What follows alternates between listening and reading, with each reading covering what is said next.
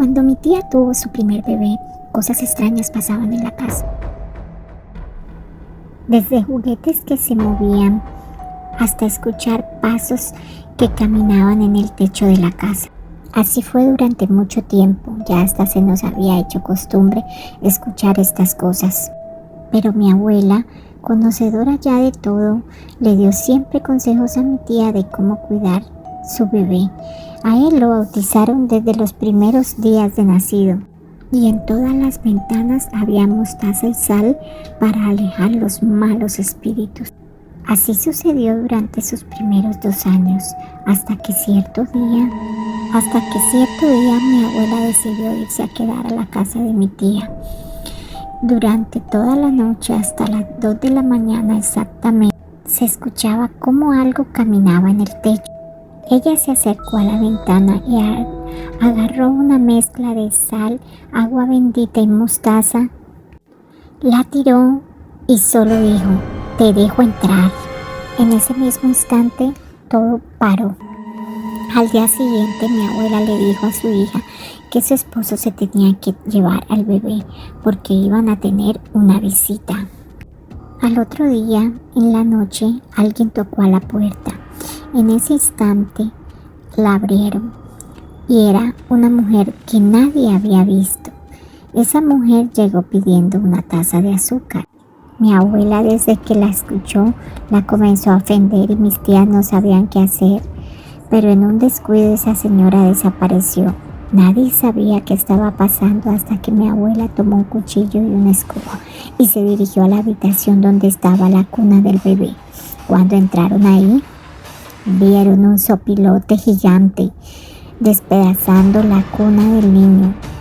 Mi abuela le volvió a aventar su mezcla de agua, sal y mostaza. Además se acercó con el cuchillo y enseguida esa figura salió gritando y chillando por la ventana, y la abuela les dijo que eso no era solo una bruja, era algo más que venía por ese bebé.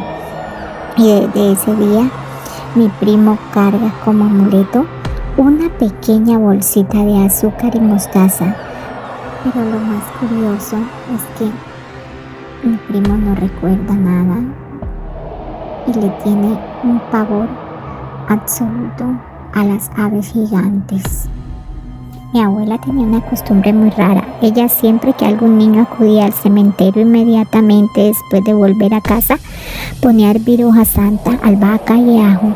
Le aventaba al niño ese caldo en la cabeza mientras cantaba esta oración: Señor San Jerónimo, de Dios fuiste enviado para librar las almas que están en pecado. Inmediatamente después lo bañaba normalmente y lo vestía, siempre hacía lo mismo, pero el día de su funeral yo no lo hice con mi hijo de 10 años. Por la noche él comenzó a tener fiebre y se puso tan mal que terminamos en el hospital. Los doctores decían que él estaba muy mal. Unos hablaban sobre parálisis, otro decía que tenía un virus o alguna bacteria en el cerebro, pero nadie lo ayudaba. Llevamos 10 días en el hospital. Mientras yo lo cuidaba, en una ocasión me quedé dormida y soñé a mi abuela que estaba bañando a mi hijo mientras cantaba. Inmediatamente desperté y supe lo que tenía que hacer. Fui a mi casa, conseguí las hierbas, hice el agua y enseguida la pasé de contrabando al hospital. La metí en una botella y comencé a cantar. Les juro que del pabellón de al frente, donde se suponía que ya no había ningún ni paciente, salió un hombre descalzo. Mi instinto me dijo que esa cosa no era un hombre y seguí cantando hasta que llegó una enfermera y me dijo que guardara silencio. Mi hijo tardó 2 semanas más en ese hospital, pero poco a poco se recuperó.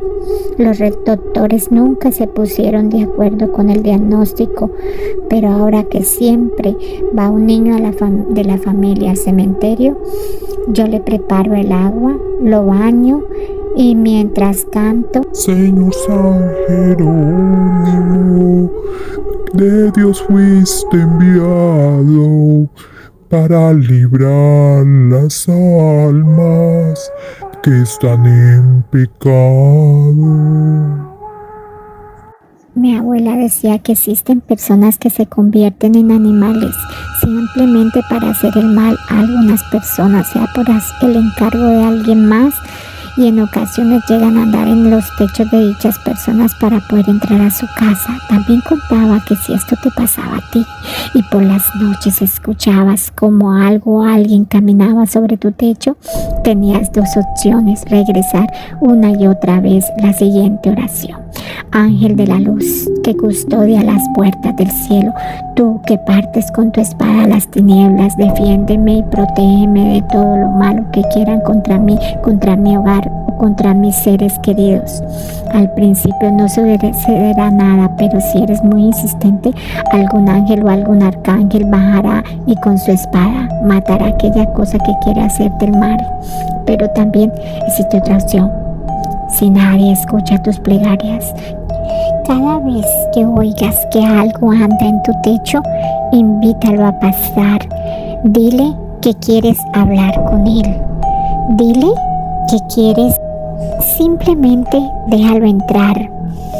Pero ojo, ten mucho cuidado, ármate de valor, porque estarás frente a frente con lo que quiere hacerte daño, pero así, según mi abuela, podrás negociar con él para regresarle el mal a quien te lo mandó hacia ti. Ahora les voy a contar la historia de cuando mi abuela falleció y tenía un pacto. Las ánimas en pena rompieron su ataúd. Ella contaba que cada vez que necesitaba algo, se lo pedía a las ánimas en pena. Nunca quiso decir exactamente cómo se lo pedía, pero había cosas extrañas en su casa, desde veladoras en todas las ventanas hasta cruces invertidas en cada puerta de su hogar. Mi abuela, aparte de eso, todas las noches salía al patio, daba vueltas alrededor de un árbol de limón y decía la siguiente oración: Oh benditas almas del purgatorio, sabias y agradecidas, vengo esta noche a rogar por sus almas, por el amor de la oscuridad, les pido que atiendan mi petición. Normalmente cuando su familia iba a su casa, esperaban hasta las 5 de la mañana para hacer este ritual, y cuando ella falleció minutos antes de llevar su ataúd al cementerio, mi tío estaba recitando el Padre Nuestro cuando algo tronó. Nadie sabía qué había pasado, pero en ese momento lo único que hizo fue reclamarle a la funeraria porque pensaban que era culpa de la madera en mala calidad. Ellos cambiaron el ataúd, pero cuando estaban haciendo esto, sacaron una cadena que el cuerpo de mi abuelo tenía enredada en los pies. Esas personas dijeron que el ataúd tenía un golpe desde adentro, hecho por esta misma cadena. A mi abuela la tuvieron que enterrar un día después, porque toda la familia quiso hacerle una misa, pero aún con esto, la familia no se quedó tranquila, porque al regresar a la casa después del entierro, encontraron todas las cruces invertidas que la abuela tenía en su casa colgando de aquel árbol de limón, el cual por más de 30 años intentaron derribar, pero este siempre volvía a crecer. En esta ocasión, amigos, les voy a contar una historia que me enviaron del sur de México. Esta vez les hablaré del diablo, de el propio chamuco, el diablo. Pero como a veces no queremos llamarlo así, le llamamos el chamuco, el chamuscado.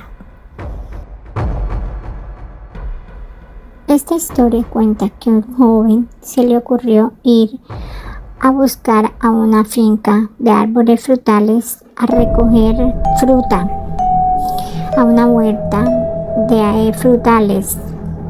No se lleva ninguna fruta buena, ninguna fruta que él coja de los árboles, solamente la fruta que estaba en el suelo, pues esta fruta ya estaba dañada, podrida con sus hermanitos en ese momento, y llegan al único lugar del caserío que había gente, que era la cantina. Solo en la cantina llegan con esas frutas que ya no servían porque realmente estaban podridas, y llegan y le dicen a alguien: señor, ¿le interesa la fruta? Y el señor, de mal humor, llega y se enoja, le mira la fruta y les pega antes un golpe, un soquete, y sigue. El muchacho sale llorando, y luego a lo lejos el hermanito, justo enfrente hay un señor puesto ahí con un cigarrillo y un sombrero. Este señor grande, y se pasa a la cantina y le regaña y le empuja al cantinero. Y cuando él la levanta, ven los niños que tiene la cara quemada. Y luego viene donde los niños y les dice: ¿cuánto cuesta tu carretilla? Todo lo que tienes ahí.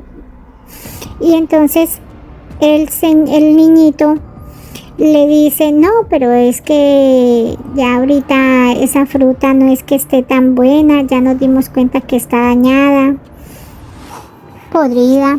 Entonces el señor grande mira al niño más pequeño y le dice: a ver, ¿y tú? ¿En cuánto me vendes esta fruta? Él le dice: deme 50 pesos.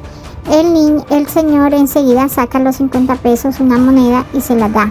Y le dice: ahora ustedes van a coger esta carretilla de aquí por este camino, y el primer chiquero que encuentren, a ese se le van a tirar toda esta fruta.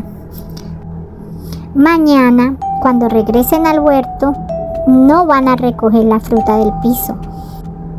La van a cortar directamente de los árboles. Y si alguien les pregunta quién los mandó, y le dicen que los mandó el chamuscado. Cuando ya estaban cortando todo, se acerca una persona que estaba cuidando el huerto con una escopeta y le dice: bueno, ya le dio permiso de pasar.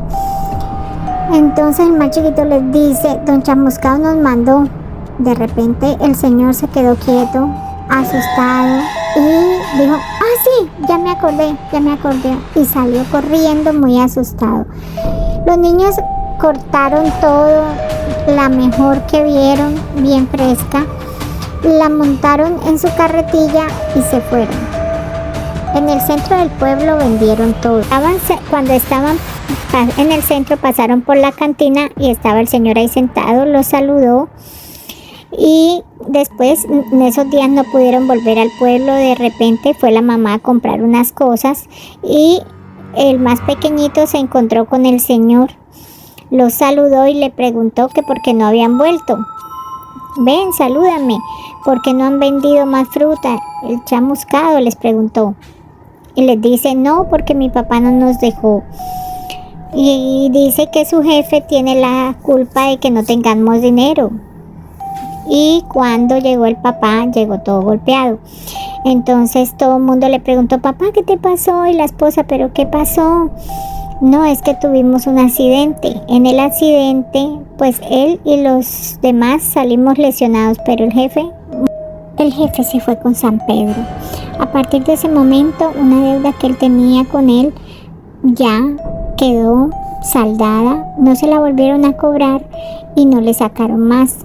Ese día llegó, cuando ya le pagaron, muy contento, y dijo que iba a tomar, que se iba para la cantina. En ese momento, ya cuando estaba borracho, la mandaron a llamar a la mujer para que mandaran. Fueron los niños por él en una carretilla, y cuando lo fueron a montar a la carretilla se partió. Y estaba el señor del sombrero y les dijo: ¿les ayudo, niños? Y ellos dijeron: bueno. En esas, señor con toda la fuerza montó al papá de los niños como si no pesara nada, lo alzó, lo montó al caballo y los niños fueron llevándolo de la mano. Cuando se dieron cuenta, no tenían la mano del señor cogida, el niño más pequeño, sino la rienda del caballo, y ya habían llegado a la casa. Cuando miraron, bajaron al papá, y en esa se cayó una bolsa de cuero llena de monedas. Cuando miraron a lo lejos, el chamuscado se veía con los ojos que parecían dos brasas de candela prendidas muy a lo lejos. A partir de ese momento, la mamá les dijo, ¿ustedes saben quién es el chamuco? Ellos dijeron, no, es el chamuscado, el mismo diablo. A partir de ese momento, ya su vida cambió. Con las monedas que encontraron en la bolsa, terminaron de construir su casa, su papá montó un negocio y ellos estudiaron. Siempre se han preguntado por qué el diablo les dio sin pedirles nada a cambio, porque siempre pide algo a cambio. Cuéntenme, amigos, en los comentarios, los leo.